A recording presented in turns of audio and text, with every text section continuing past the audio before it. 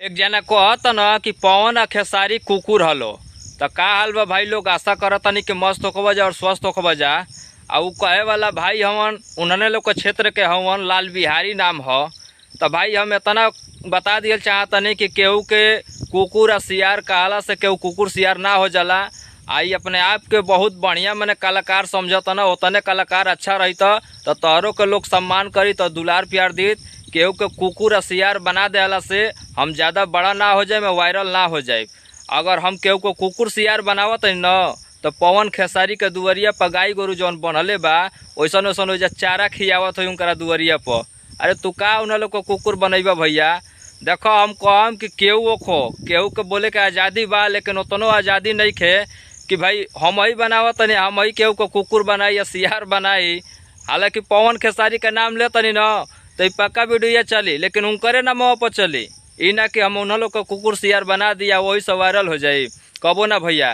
तो पहले देखल इनकर वीडियो के कितना कॉन्फिडेंस मने बोलत न कि पवन खेसारी कुकुर हवन जा। हेने माइक लेके होने कैमरा लेके भेजे न जा सबके। भैया पहले वीडियो देखा जाए इनकर के कितना मने निमन बात बोलले बनो। पवन सिंह खेसारी दुनिया में कुकुर हलो तो लोग कुकुरे कहल जाई। स्टेज पे जाइएगा देखा पवन सिंह को, हई बंद कर रे, हई बंद कर, ते कैमरा लोग के होने जो, ते कैमरा लेके होने जो। सुने पवन सिंह का घमंड, उसे कलाकार को एक कथा पर मारेंगे मुंह में ब्लड निकल जाएगा। हमारा स्टार है, उनको बोल रहे हैं, डर नहीं लग रहा है? स्टार है, डर नहीं लग रहा आपको? कथी का डर बा? हमरा घर के खर्ची देवल, कथी का डर बा? हमरा घर के खर्ची देवलन का नकल नहीं करते हैं। आपका कौन सा स्टेप जरा हो जाए? हमारा तो स्टेप बहुत है, जो गाना पर जैसा बीट है उसे हम डांस करते हैं। भले हमारा चेहरा उतना प्रसिद्ध नहीं है, लोग बोलेगा कि खेसारी से टक्कर लेता है, काती नाचे लनू हई होगा। तो भाई लोग देखल आ जाना वीडियो तो हम लोग के का लागता कि बढ़िया बात बोलले बन। देखो भाई हमार कहे का मतलब ये है कि केहू कलाकार होखो, पवन होखस, खेसारी होखस, निरहू होखस, चाहे रवि किशन होखस, चाहे मनोज तिवारी होखस।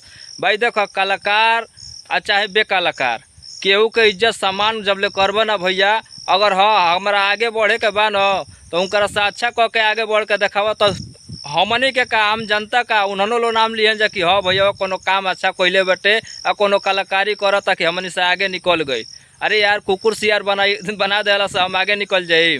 भाई केहू का सम्मान करे के चाहिए, इज्जत करे के चाहिए, ठीक न। आई ना कि हम केहू के कुकुर सियार बना के आ वायरल हो गई नहीं, एक दिन खातिर हिट हो गई नहीं, उतने में हमार बोर्ड महानता बटे।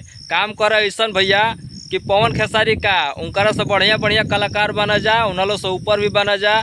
तो हम लोग जानते हो खबर जा कि के कलाकार बा के नहीं खे, वैसा काम करो कि उन्होंने से आगे जाए या उन्होंने हमार नाम ले जाए, ओमे बोर्ड महानता हुए। केहू का कुकुर सियार बना के अब बोर्ड महानता आदमी हासिल ना कर लेला। तो भाई लोग अगर वीडियो अच्छा लागल हो तो हमारा भी चैनल के सब्सक्राइब कर लिया जा और बेल आइकन के दबावे के मत भूलिए जा।